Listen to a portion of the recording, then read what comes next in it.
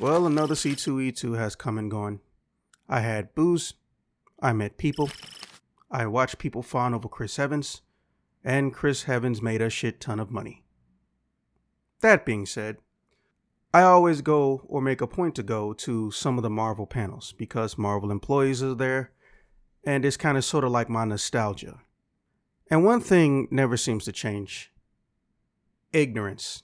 Now, I don't mean particularly there have been some assholes at the panels. In fact, I almost rarely see any of these stereotypical, traditional, antisocial, misanthropic nerds who hate everything or everyone that doesn't come between, a 2D piece of paper with some colored ink on it.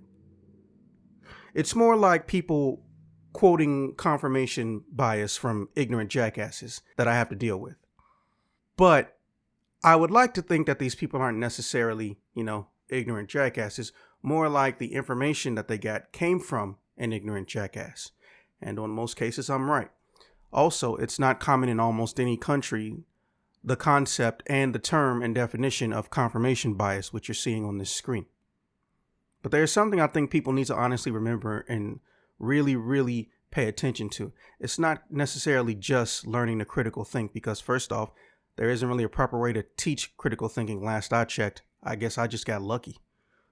But you have to understand that there are people who want to sell you rhetoric so they can get money. It's not just Tucker Carlson. It's not just Fox News. It's also Melanie Mack. It's also It's a Gundam. It's also insert whoever the hell you want in this space too. There are people who want to make up how they feel, present it as an objective truth.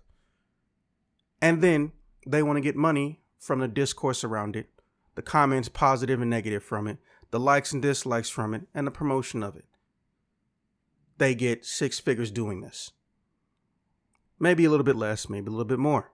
But they're doing it in bad faith. They're doing it maliciously.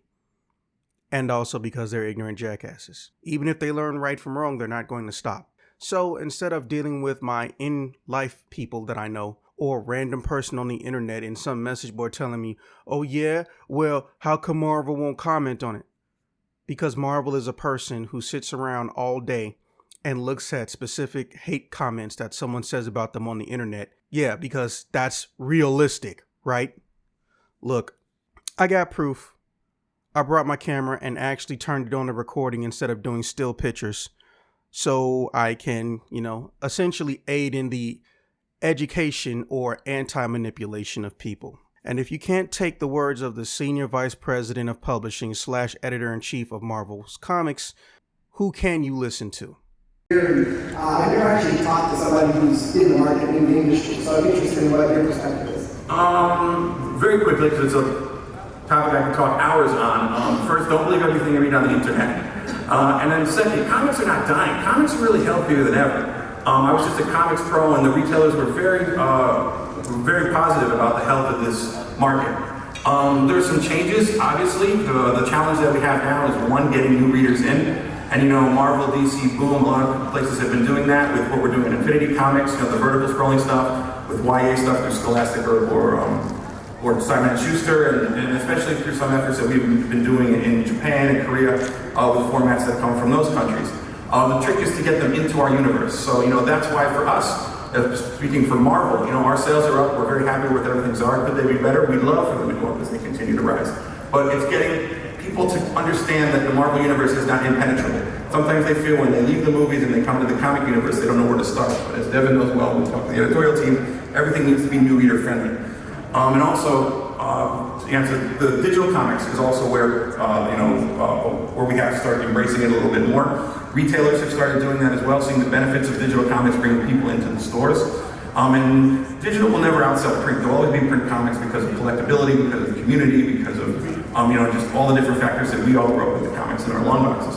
But people are embracing digital a little bit more, and we have to be welcoming that and tell digital stories that can bring people into the print comics as well, so both can coexist. But I think the market is healthy. I think we're going to see growth over the next 5 to 10 years. What we're creating in comics, no matter what the company is spreading out faster than ever in terms of film or Netflix shows, things you're seeing on D+, Hulu games. And I think people know that that's where everything comes from, and it's cyclical. They're going to go from comics into film, and then new readers are going to come from the film and TV shows back into comics. So I think we got a good future ahead of us. That's an awesome answer. Thank you, Steve. Thank you. Is there a sign on how much time we have left? I think we got 5 minutes. 4? Okay, great. Thank you very much. Naps? All right. I take that.